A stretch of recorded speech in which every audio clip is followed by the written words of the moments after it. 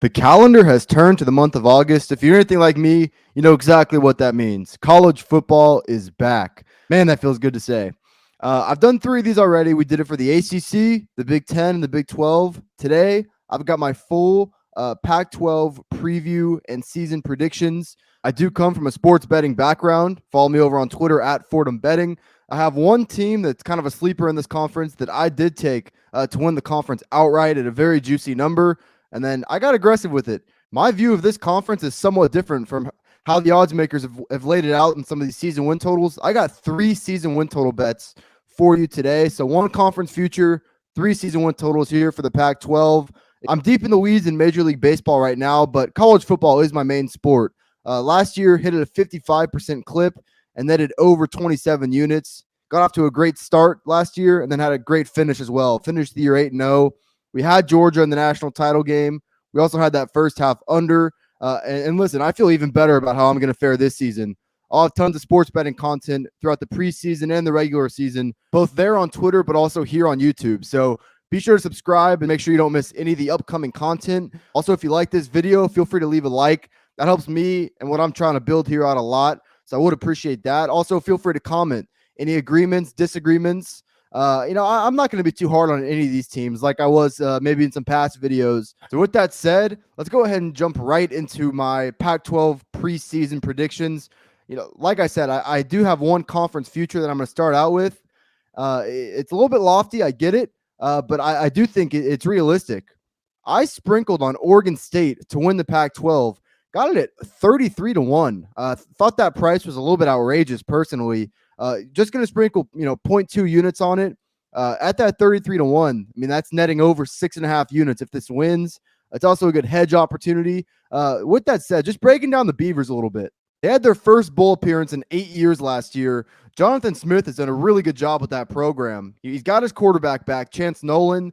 Personally, I think Nolan is good for what Jonathan Smith is doing. I mean, right around 8.5 yards per attempt last year. Touchdown to interception ratio was above 2-1. He's also sneakily pretty mobile as well. But at the end of the day, I don't think Smith is going to ask him to be anything more than kind of a game manager. The reality of it is Oregon State is built on their ground game. I mean, we saw BJ Baylor last year, arguably, and maybe it's not arguably, in my opinion, was the best running back in the Pac-12. He's gone now, but this is a deep unit, and Jonathan Smith, since he's been at Oregon State, is really just built year by year that culture of having a really, really good ground game. And so I do think that continues this year. Yeah, it might take a little bit of time for a headliner to emerge, but like I said, I feel good about this running back room heading into this 2022 season. Why I think that can be another successful formula for Smith is I really like this team up front. They truly had one of the best offensive lines in the Pac-12 last year. Lose a little bit up front, but as far as how I think of this team, I think this offensive line should be quite good once again, and should be able to lead the way for some of those young backs. And give Nolan enough time to kind of manage that offense. Defensively, I think they're solid up front, both at D-line and edge. I think they will be able to take advantage of some of the weaker offensive lines in this conference. Even when stepping up in competition, do think they should be able to hold their own. I do think there are some questions about linebacker, just as far as who emerges. I do think that some of those depth pieces need to step up and make that unit at the second level a little bit more complete. They are very experienced in the secondary as well. Now, one caveat, they had a pretty poor passing defense last year, so can't really glance over that. It's not always about who returns, because if they were bad last year, then I think that's worth noting. But, I still have hope for improvement in that facet of the game. And then, contrary to popular belief, I mean, yes, there are going to be some teams in this conference that can chuck it around, but definitely not as much as people think. My first season win total bet kind of ties into this as well. I also took them over the 6.5 wins. Getting that at even money. I mean, let's just go down their schedule real quick. I mean, pretty tough start to the season. I mean, Boise State and then at Fresno State, 2 of the better teams in the Mountain West. With that Boise State game being at home, and I think Boise State, defensively is good, but I do have questions about their offense. I don't know how you couldn't if you watched them a year ago. I do think Oregon State wins that game at home. I think a tougher game is definitely that next week at Fresno State. You got a really experienced quarterback in Jake Haener, and just an offense. I mean, listen, Fresno State went into LA and beat UCLA last year, so they're obviously going to step up for that game. I do give Oregon State the slight edge, but I mean that's not a surefire win by any means. That next week should come back home and beat Montana State. So let's just say worst case scenario, they do drop that game at Fresno State. They're 2-1. This is where things can get a little fishy because they got a really tough start to conference play. They host USC and then they go on the road at Utah. They actually beat Utah last year. It was in Corvallis, but still, I don't project them to go into Salt Lake and win that game. I'm not saying that. With that being said, I don't think it's totally out of the realm of possibility that they could take advantage of some of the lack of continuity on that USC team. I mean, that's really going to be USC's toughest test their first 4 weeks. We are going to get into the Trojans in a little bit. I don't have a bet on them preseason, but listen, just how Lincoln Riley has built that USC team. It's not as if they're going to be firing on all cylinders early. And I don't care who you are, how talented you are, how much potential you have. Playing on the road in an environment like Corvallis isn't easy. When you do still have those issues, I mean, I think offensive line is a question mark. I think they have question marks defensively at both the second and third level, does USC, and then just those overall continuity concerns. I wouldn't count this a surefire loss for Oregon State. For the purposes of how I look at season win totals, though, I am. So let's say best case scenario, they start out the year 3-2, and then worst case 2-3. Look what they have coming up. I mean, they're going to go on the road and play at Stanford. Stanford's a team with just tons of holes, particularly up front on both sides of the ball. I think it's just a total mismatch for Oregon State, just with how they're built in the trenches. So I do see them going and winning that game. I think Washington State's a one-trick pony. Don't really worry about that for the Beavers. Colorado season one total is at 2.5 for a reason. Bad football team. They get that bye week. At Washington in theory is a tough game. I'm going to save my analysis on Washington because I do have a preseason bet on them. Safe to say, I do give Oregon State the slight edge in that game. Come back home and play Cal. I think by the end of the year, Arizona State might be toast with all the allegations, with how many depth concerns they have. And then listen, we saw Oregon State upset Oregon 2 years ago in Corvallis.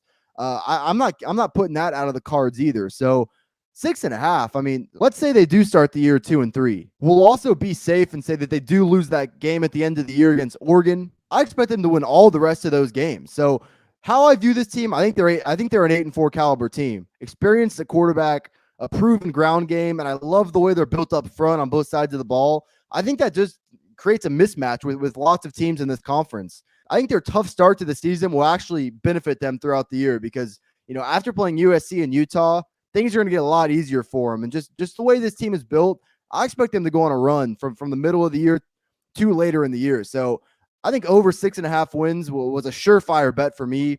It's my heaviest bet in this video, 0.6 units. My normal scale during the season is 1.5, 2 units, but I don't really like spraying the board preseason. With that being said, I do feel very strongly about this. I just thought 33-1 was a huge bargain as well. I mean, if they can just win one of those games, either at home against USC or Oregon, y'all might think on paper, they're not winning that game. This is college football. It's hard to win on the road. The way this team is built up front and then just how reliable their ground game is, they could absolutely win either of those games. And I like the way they match up with the rest of that schedule. So that's how I'm going to start out the video. Over the 6.5 wins for Oregon State. And I am going to sprinkle a little bit on that 33-1. I mean, let's just also talk about who else are they contending with in that conference. I don't think Washington is a real contender in the Pac-12 North. And I'm going to get to that in a second. So it's really Oregon. I really like the way Oregon is built as well. But, the one concern with Oregon, which we'll talk about more in a little bit, is quarterback play. I mean, is Bo Nix really going to be the answer for this team? I mean, they had Anthony Brown and kind of that inconsistency roller coaster last year. Is bringing in Bo Nix really going to change that? I mean, I haven't heard great things about how Ty Thompson has come along either. So I think there are quarterback concerns there. I felt like 33-1 was a bargain. So I ended up playing that as well as the season win total over. All right, moving over to the Pac-12 South. I do think Utah comes out of that Pac-12 South division. Listen, I think UCLA could finish second. I like them over the 8.5 wins. I didn't play them to win the conference. It was less than 10-1. And I do feel pretty strongly. I just think Utah is the most complete team in that division. Well, that being said, I think this is a really good UCLA team. I mean, kind of had a breakthrough season a year ago. They went 8-4, which was massive for Chip Kelly. and his bid to stay as UCLA head coach. They had a lot of positive to take away from last year, and they went 8-4 despite the constant injuries to the quarterback Dorian Thompson-Robinson. This is the thing about Dorian Thompson-Robinson. This is now going to be his 5th year as UCLA's starting quarterback. He's gotten better every year. People might not remember this. Assuming if you're watching this video, if you're a Pac-12 fan, you do. Chip Kelly is a brilliant offensive mind. Just because he took over a bad program and it's taken him some time to kind of build it back up into respectability, it doesn't change that fact. I mean, DTR has gotten better every year. I mean, let's just look at last year. And you have to remember, he was playing through injury for some of it too. I mean, 62% completion. I would expect that to climb up because it has climbed up every year he's played. I think 8.5 yards per attempt for a guy like that is good. 21 touchdowns to 6 interceptions last year. I like that ratio. Over 600 yards on the ground, though, and 9 touchdowns just last year alone. This is a true dual threat guy. He's great with his legs. We saw him just absolutely take over that USC game. I mean, made the Trojans defense just look like toast. I mean, DTR, when he's healthy and he's had his best, I legitimately think he's a sleeper for the Heisman Trophy this year. I haven't forgotten just how brilliant of an offensive mind Chip Kelly is. I'm expecting a big year for DTR. It's not all going to fall on him, though. I mean, Zach Charbonnet last year, well over 1,000 yards on the ground, over 5.5 yards per carry, 13 touchdowns. He's a true every down back. I mean, solid from his days at Michigan, just a true bruiser. I like that aspect of this offense as well. I guess one concern I might have in the passing game, especially early, is, did have a lot of wide receiver attrition this offseason. And I just don't know how high the ceiling is for that wide receiver room. But I think one of the best solutions to that problem is to have a 5th-year starting quarterback. You have to remember, DTR was playing in 2018 as a true freshman with a much worse football team around him. So I do think he's capable of kind of bringing that unit up. I think offensive line is kind of a concern. I didn't like the way they stepped up in competition a year ago. I'm not really expecting great things from them, but I think this offense, aside from the O-line, with DTR and that run game, is good enough, especially in the context of this conference, to have a really good season. Defensively, I really like what they have up front. I mean, solid pass rush. Yeah, they're going to have to rely on some transfers and just some younger players, but I do have high hopes for them getting off the edge and getting some pressure on the quarterback. I think interior defensive line is probably the strength of this defense, which I think it's a pretty good strength to have. I mean, I'd much rather my strength be D-line than safeties, right? I'm kind of uncertain about the linebackers right now. I mean, I've heard a lot of talk. I know the hopes are high around that program, but they are relying on a transfer from Hawaii to kind of, bring that unit up. Pass defense wasn't great a year ago. But with that being said, those guys are a year older. I think with a good defensive line at their disposal, that is going to bring up the overall effectiveness of this unit. And, I think with defensive backs, it's hard to play young guys because it's one of the hardest positions in football. You're just going to get beat. This is a Bruins defense with good safeties. I do expect this pass defense to improve this year. Now, some of these issues I've mentioned might lead you to believe that, UCLA might have some issues early in the season. I mean, let's just take a look at their schedule, though. Just the easiest non-conference schedule that you ever could have built. I mean, 3 home games against Bowling Green, Alabama State, and South Alabama. But even after that, beginning conference play at Colorado, like I said, Colorado is a team with a season win total at 2.5. So not high expectations for them. That should be a win. I'm low on Washington, as we'll get to in a second. I think UCLA starts the year 5-0. Obviously, they'll have that Utah game. Yeah, I'm going to give Utah the slight edge just because of how they're built up front. I think UCLA is certainly the flashier team, but I do think Utah is overall a better team. With that being said, UCLA could absolutely win that game. I mean, Utah still had their blind spots a year ago, and I think their back seven defensively could absolutely have issues with this UCLA offense. I'm going to count it a slight loss for now for UCLA, but that's still a winnable game. After that bye week, though, going on the road at Oregon, preseason at least, I'm just not going to expect UCLA to win that game, though it's not totally out of the cards. So starting the year 5-0, as I project, I think Utah is kind of a toss-up game, and then loss at Oregon. Let's say worst case scenario, they're 5-2. They then have Stanford at home. I think that's a win for UCLA, 6-2. At Arizona State, I mentioned my issues with Arizona State earlier. As they get later in the season, they're going to have issues with depth. So I do see that as a win for UCLA as well. I think Arizona is still a year away at least. I think USC actually might be an easier matchup for the Bruins than that Utah game at home. I think that USC game is a true toss-up game. We saw UCLA dismantle USC a year ago, and just because USC changed coaches and brought in a ton of new guys, all those guys aren't going to pan out. And like I said, I have my doubts with teams like USC that they're just kind of built like super teams, especially in a sport like this. It's a lot about continuity. I think that's a toss-up game. Truly, should be one of the better games in the year in this conference, to be honest with you. And then finishing the year at Cal, we'll see where Cal is at by that point. But at least for now, do see that as a win for UCLA. The way I project it, I made this number closer to 9.5. I think this could be a 10-2 team for UCLA. I really do. Now, I still do think Utah does make the Pac-12 title game, and we just weren't getting a great enough price on UCLA conference-wise to bet them to win the conference. But 8.5, I think that's low. I think this team in general is just closer to the upper echelon of this conference than they are kind of the middle pack. I just think they're going to be able to outmatch a lot of these teams offensively. And listen, if they are able to take care of some of those issues, if they're able to get better on the offensive line, if they're able to figure out some of the question marks in their secondary, this is a team you got to watch out for. And I mean this truly. I think Dorian Thompson-Robinson is set for a big year on a national scale. I really do. So I played UCLA over the 8.5 wins. We're going to round it out. I've kind of hinted at it a few times. I played Washington under the 7.5 wins. I actually got a slight return on that at plus 105. Obviously, first year of Kalen DeBoer coming over from Fresno State. The Jimmy Lake era just didn't work out. I mean, let's just call it what it is. Washington was one of the most disappointing teams in the country last year. Obviously, kind of shift in mindset going from Jimmy Lake, who's more of a defensive guy, to Kalen DeBoer, who definitely has more of an offensive background. In my opinion, however, this is a team that's going to continue to have quarterback issues. They brought in Michael Penix this offseason. DeBoer actually worked with Penix when they were both at Indiana together. But let's just look at Penix's overall numbers. 59% completion, 7.3 yards per attempt, 29 touchdowns to 15 interceptions. I mean, that is average at best. I don't think Penix is going to come in and light the world on fire.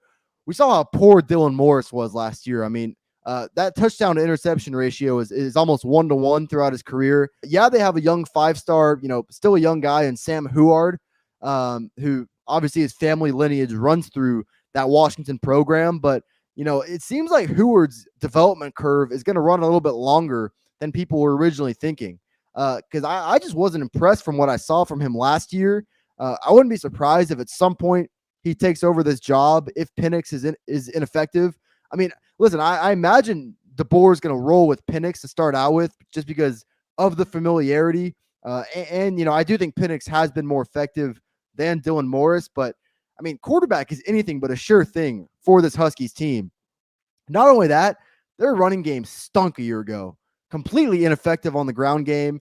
And they don't really have a true clear-cut number one go-to guy entering this season. So Kalen DeBoer is already more of a pass-first guy anyway. If last year at Fresno State taught you anything. So I don't expect the run game to be all that much better this year. I do like this wide receiving core and do think they could bring up the passing game a little bit. But the reality of it is that there's just not a very good quarterback on this roster. Let's not forget, not only the most disappointing unit on Washington's team last year, but maybe the most disappointing units in the country. I mean, Washington's offensive line came into last year with somewhat of a elite mark on them. I think a lot of people, including myself, thought that this Washington offensive line was going to be really, really good, maybe even a top 10 offensive line in the country. They wildly underperformed. Yes, a lot of the talent is still there, but with the coaching change, with all that happened this offseason, I think they could be solid. But turns out a lot of us were wrong about this front five for Washington a year ago. As far as defensively, I do think they should be able to get off the edge pretty well, and I do like that about them. But, man, their interior defensive line could be an issue. I mean, they're moving guys from offensive line to, that interior defensive line to try to fill some gaps and trying to get some size up front. That's not a good sign. Let's just call it what it is. I think their linebackers are solid, but I do think some of the better, rushing attacks in this conference could have their way. Teams like we talked about, like Oregon State, I think they could be able to have their way with this Washington defense. Secondary could be a major problem. There's just not a lot to write home about at that cornerback position. I do worry about that secondary as a whole. I do think they have somewhat of safety nets at the safety position. Nice pun, Mike. But I think cornerback very well may be the most unknown aspect of this roster. Looking at their schedule, they'll start off 2-0, playing at home against Kent State and Portland State. Although they did lose to UC Davis at home last year. Still, I'm going to count that as a 2-0 start. I think they lose at home against Michigan State. I mean, I think Michigan State's offense from top to bottom is a really good unit. Peyton Thorne is a good quarterback. I think they'll have a solid running game once again. Yeah, it's going to take a step back, but I think Michigan State will have a solid running game once again. And then Michigan State's very experienced up front. So we're talking about former offensive linemen for Washington now playing D-line, having to go up against a really experienced unit in Michigan State. And then obviously Michigan State's pass defense stunk last year, but I don't trust Washington's quarterbacks to be able to take advantage of that. So I actually think Washington loses that game at home. I think they should get the job done against Stanford, but I'm not counting that as a surefire win. They're not going on the road and beating UCLA. I kind of alluded to that earlier. We'll see where Arizona State is at that point in the season. I think my worries for Arizona State probably come later in the year. Should come back home and beat Arizona. I think at Cal is a true toss-up game. I really do. Cal is a team with a ton of variance. I think a lot of it depends on how Kai Millner comes along for that team. And Cal has its holes as well. But like I said, road conference game.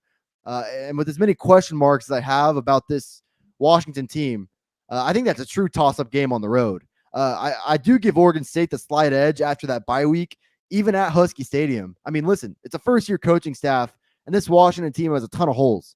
That's anything but the way Oregon State is made up. So I can tell you one thing. Washington's not going on the road and beating Oregon. Yeah, they should come back home and beat Colorado, but I think at Washington State, is a very losable game as well. I mean, we saw Washington State beat Washington in Husky Stadium last year.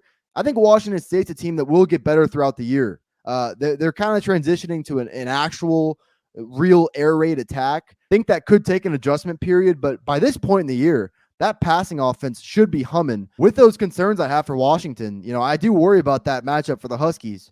Safe to say, I actually made this number 6. So I had a 1.5 win difference as opposed to the odds makers. I still don't think they've adjusted enough based off their expectations for this team last year.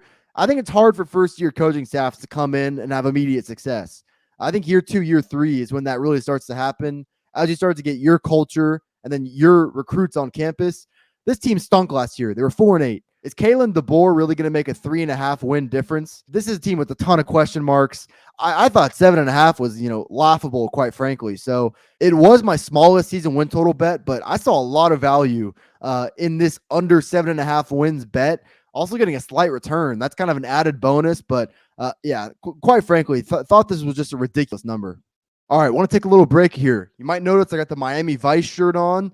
Y'all are out there in, California, Pacific Northwest. Y'all are into some groovy stuff. If you want to look as cool and sexy as me, I'm going to tell you how right now.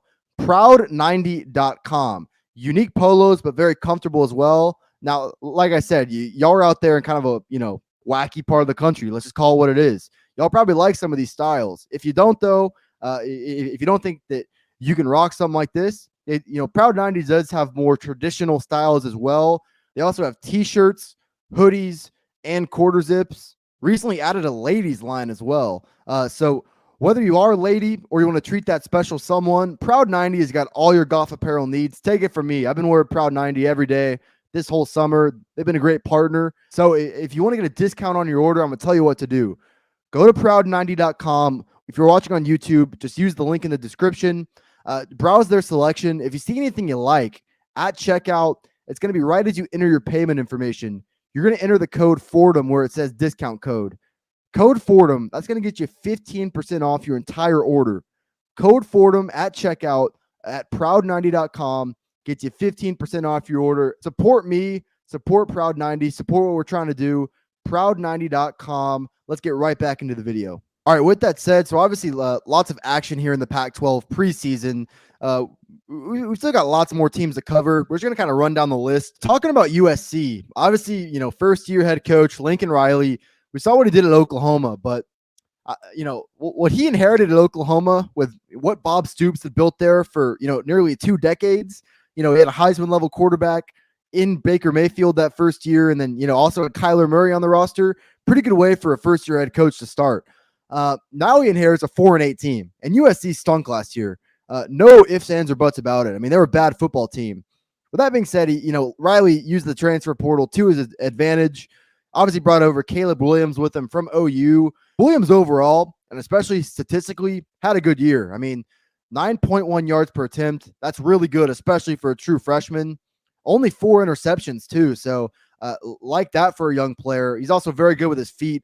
Over 400 yards on the ground and 6 touchdowns. But, he did struggle in some of their tougher games. And so I think that's something to watch for this year. He's still a young player overall. Just his second year as a college football player. I think this USC running game should be solid. Travis Dye coming over from Oregon. He's not really an every down back, but he's a small guy, but almost 6 yards per carry throughout his college career. He's played a lot of football, a lot of high level football, I might add. So I did like that addition. I don't know if there's a true bruising running back on this team, though. So that's something to watch, especially as you step up in competition, like I said. Riley did hit the transfer portal hard with those wide receivers, though. I mean, obviously, former Blitnikoff Award winner Jordan Addison from Pitt brought over Mario Williams with him from Oklahoma, and then Brendan Rice from Colorado, son of Jerry Rice, obviously a big name. So, Caleb Williams is going to have plenty of options to work with.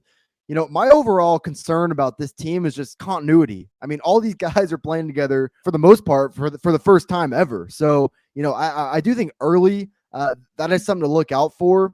I think the offensive line is something that I just don't have a great feel for preseason. I mean, it's not about the talent at a place like USC, but once again, I think for that unit specifically up front, it's a lot about cohesion. So I do worry about that somewhat early in the season. Riley brought Alex Grinch with him from Oklahoma, did improve Oklahoma's defense over his 3 years there. And he does have familiarity in this conference from his times at Washington State. I think this Trojans defense's strength is going to be up front and specifically in the pass rush. I actually do worry about them a little bit in their interior defensive line. I do think their pass rushing ability, quite frankly, just could outmatch some of these opposing offensive lines. I think it's probably going to have to, because kind of like the offensive line, I just don't know how the linebacker play gets sorted out. They have the options, but it's a lot about continuity, and it's kind of a theme with this football team.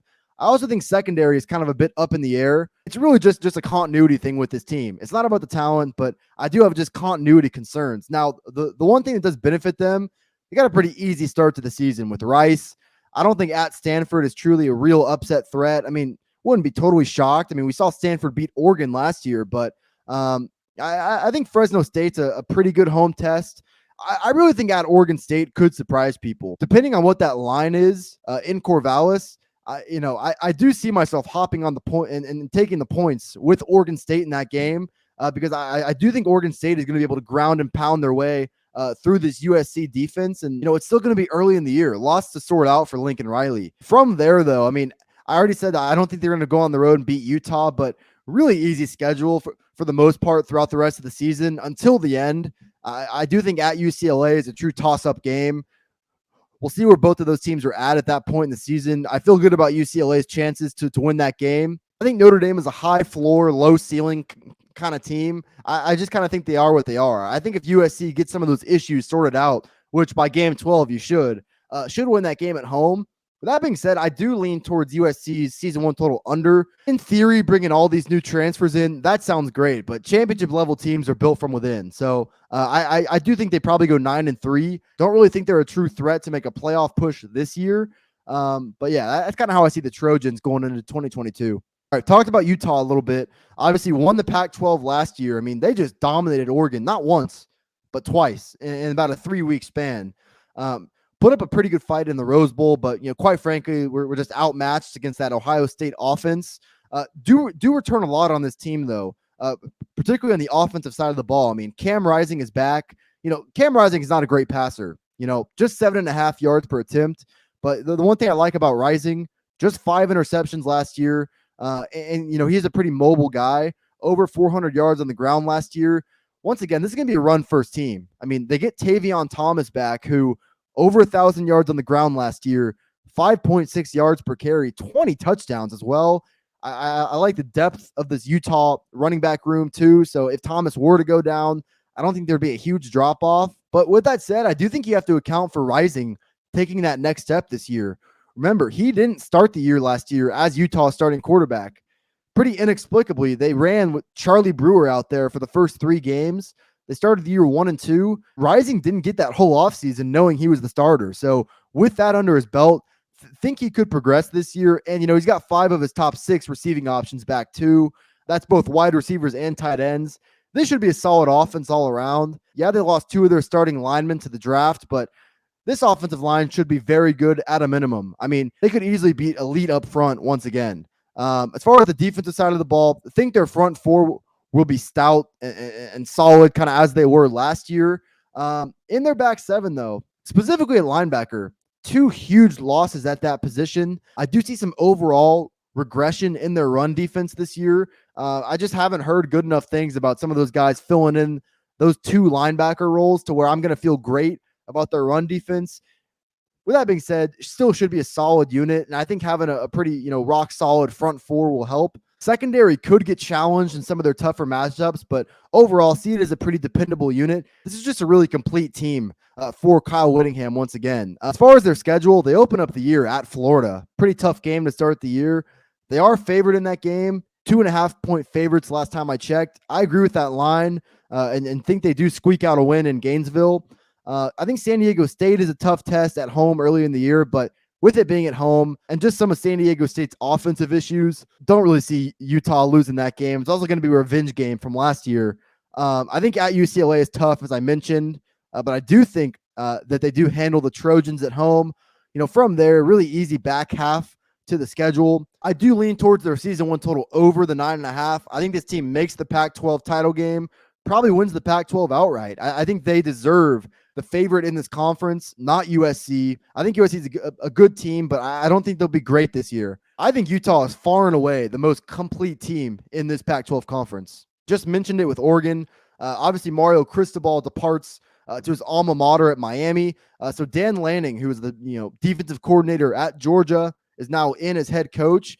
He inherits a really good roster. I mean, I'm going to save the quarterback talk for a second, but let's just take a look at the rest of this roster. Byron Cardwell was a guy last year, almost 7 yards per carry as a true freshman. He's got a ton of explosiveness. And they've got tons of speed in that running back room, big playability, solid set of tight ends that should give the quarterbacks a safety net. And I do think the wide receiver room progresses throughout the year as they just gain experience. What makes me love this Oregon roster makeup, at least, they're so stout on both sides of the ball up front. I mean, offensive line returns nearly everybody.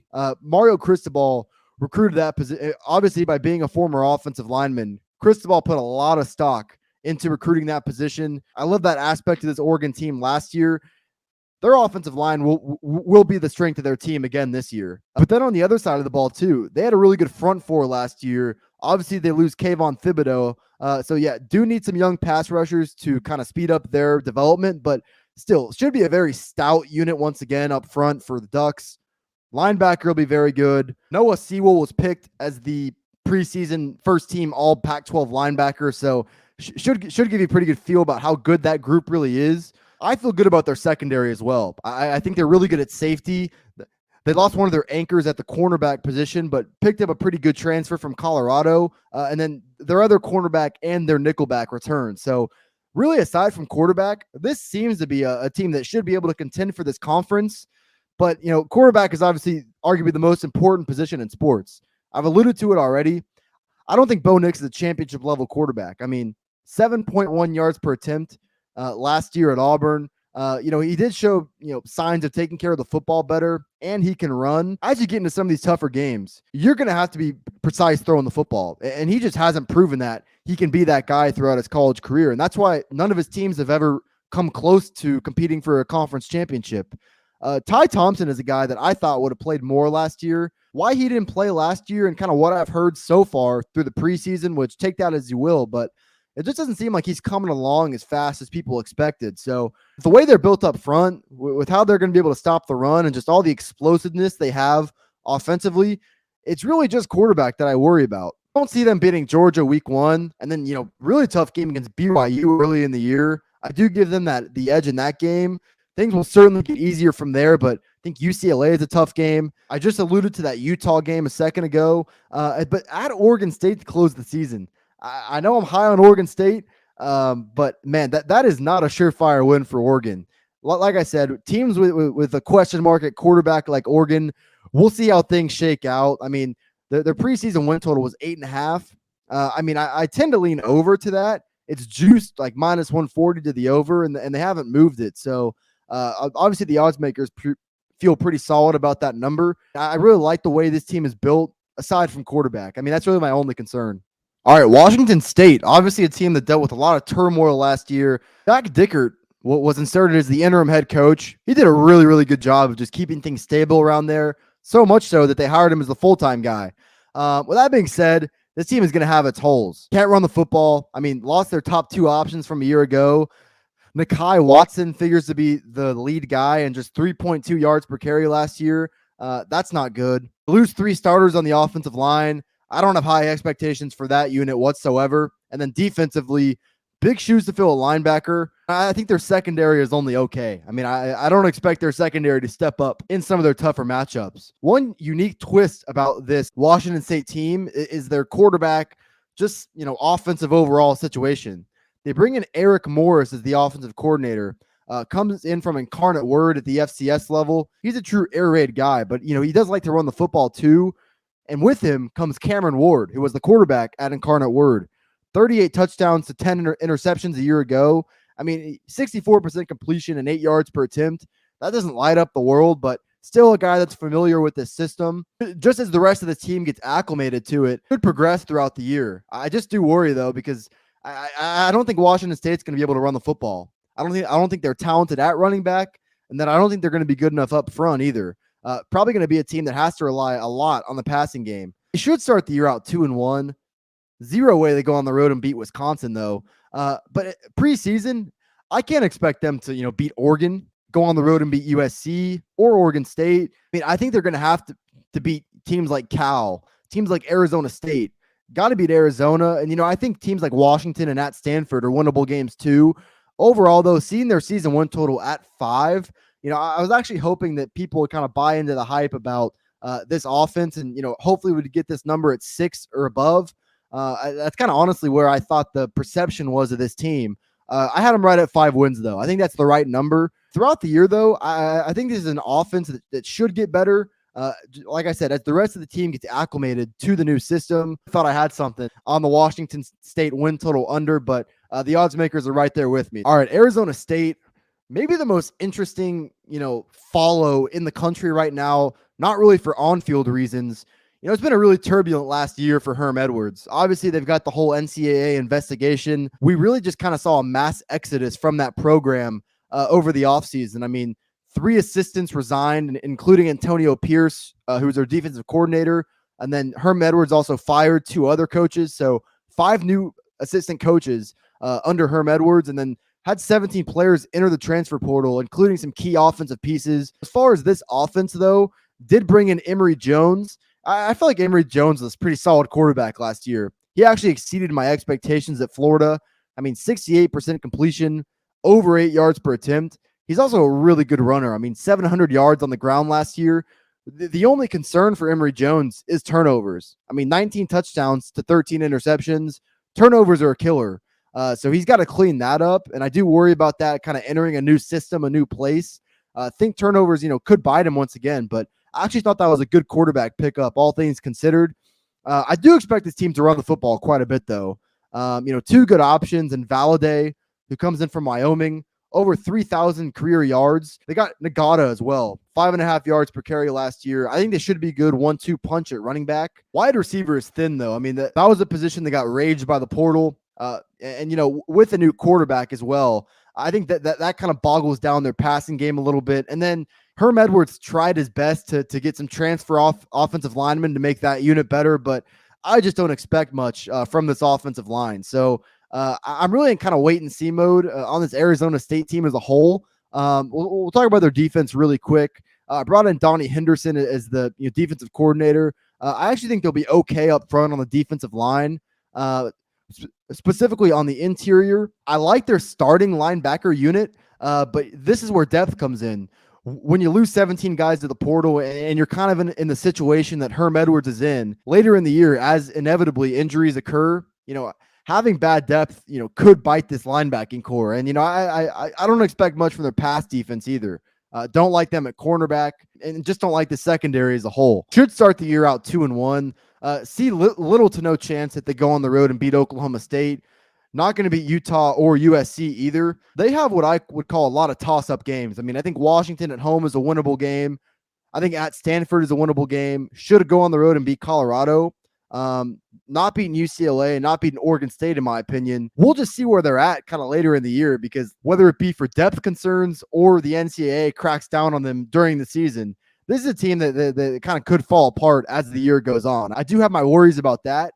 With their win total at 5.5, I see them as a 5-7 team.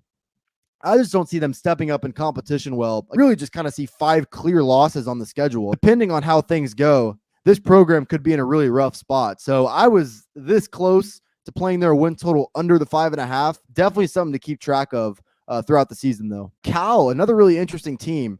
Very disappointing year last year again for Justin Wilcox. It's just really been a disappointing tenure at Cal for him.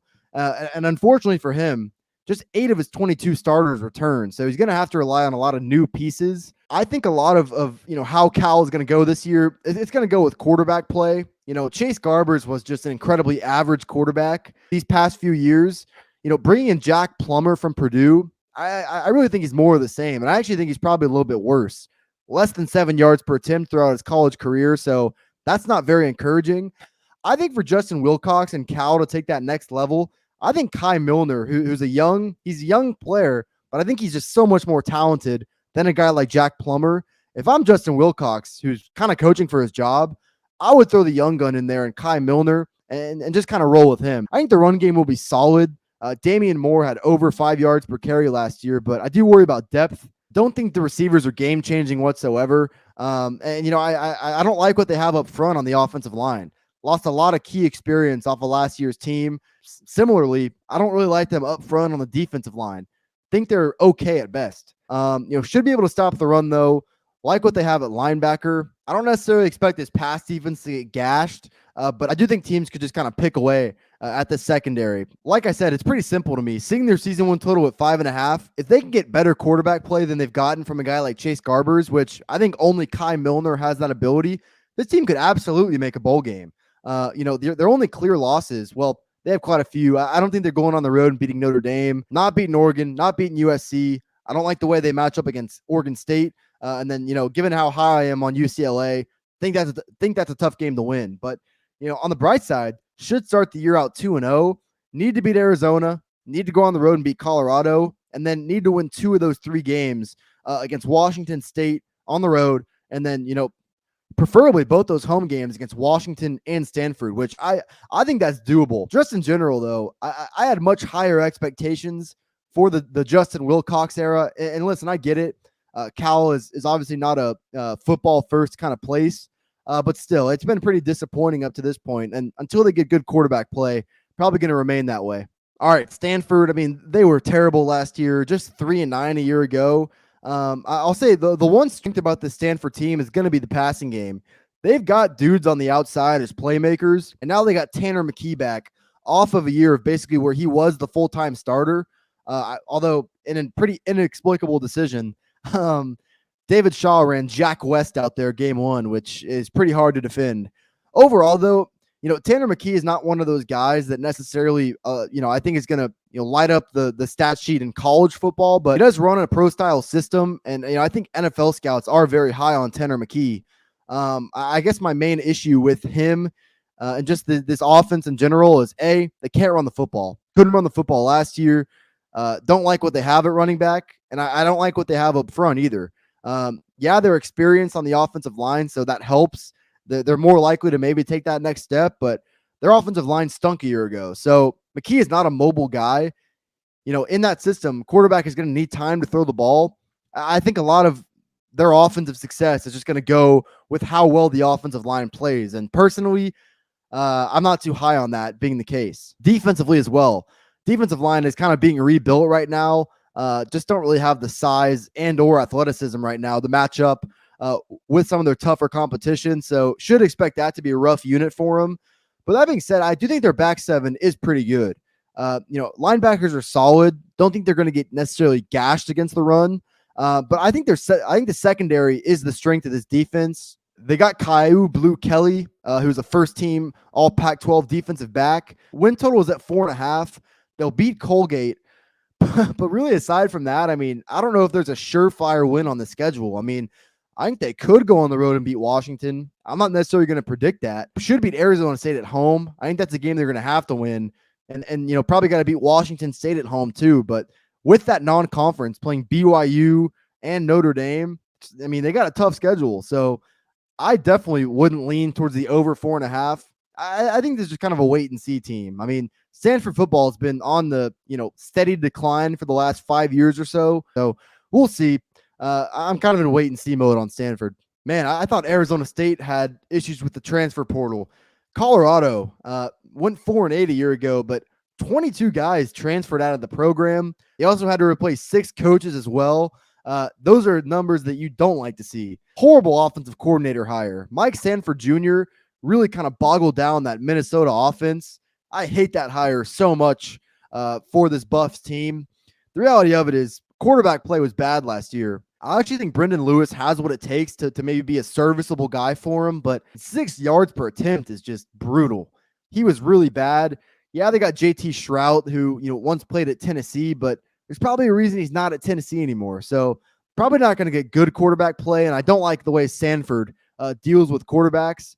I think their running back situation is kind of unique. Alex Fontenot, I mean, he's had success in the past, but I mean, his best year was in 2019. So, I mean, we're talking about almost 4 years ago now.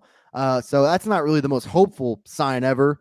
I just don't like their passing game, and I don't know if they're good enough up front to establish some sort of, bruising run game. I mean, they do return 3 starters, but they were just downright bad last year. I mean, it's no coincidence that, as we get down to some of these teams that aren't expected to make a bowl game, they suck on the offensive line. I mean, that's a pretty easy way to be bad. So I'm not going to expect much from them up front this year. Now, defensively, defense wasn't bad last year. And, I think the front 4 is going to be the strength once again. I like what they have coming off the edge. I think their run defense will be okay at that second level, but 2 inexperienced guys who are probably going to be starting at cornerback, just kind of an unknown at that position. And, with their win total being at 2.5 and just kind of their overall inadequacies as a team, probably not going to give them the benefit of the doubt. Don't think they're beating TCU to start the year. I mean, Air Force's season 1 total was 8.5, so probably not going to go and beat Air Force either. I mean, as I look through the schedule, they might stay under the 2.5. I'm serious. I mean, tough non-conference, 2 Power 5 opponents and I don't think they're beating either of them. I don't think they're beating Air Force either.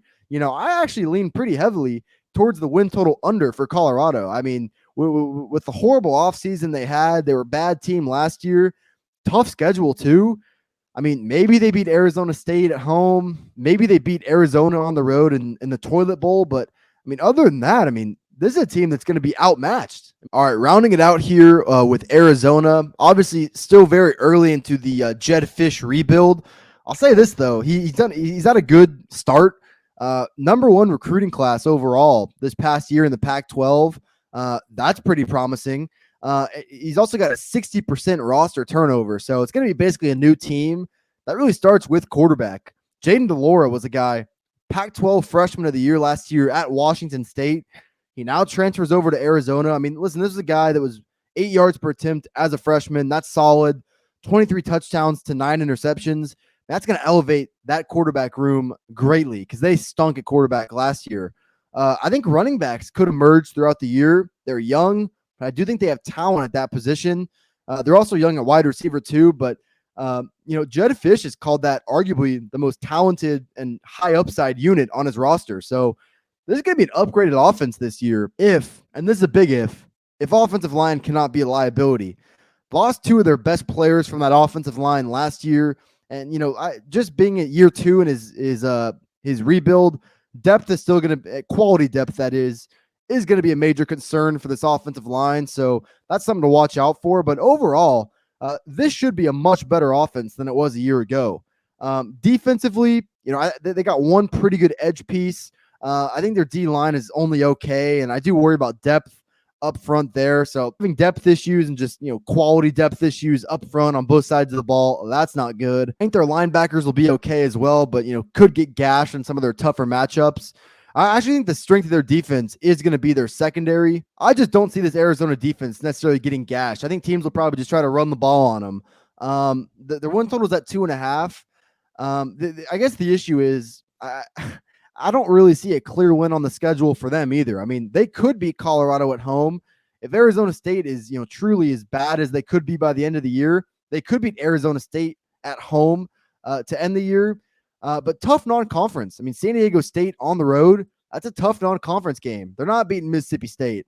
I really don't see that happening. And then North Dakota State, obviously the FCS juggernaut. I mean, that's not a clear win for Arizona. And then as you get into conference play, they're just going to be outmatched in a lot of these games. But with that said, Jedd Fisch is putting the right pieces in place. I just think he's probably a year or two away from probably going bowling.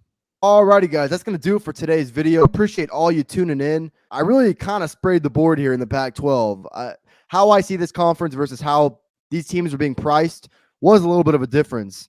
We sprinkled on Oregon State to win the Pac-12 at 33-1. We had Oregon State also over the 6.5 wins, UCLA over the 8.5 wins, and then Washington under the 7.5 wins. So, like I said, last year in college football, hit at a 55% clip and netted over 27 units. Feel even better about how we'll fare this year. Once again, you can follow me on Twitter at Fordham Betting. I'll have tons of college football content here in the preseason as well as when we start breaking down some games once the season gets here. So make sure you're subscribed. Like the video. That would help me and what I'm trying to do. I'd appreciate that. And then if you have any comments, good or bad, I want to hear it all. So up next, like I said, we've done the ACC, Big 10, and Big 12. Up next, the granddaddy of them all, the SEC. We're looking forward to what's going to come in that video. Should be out here this weekend at some point. Thank you all again for watching, and I'll see y'all here.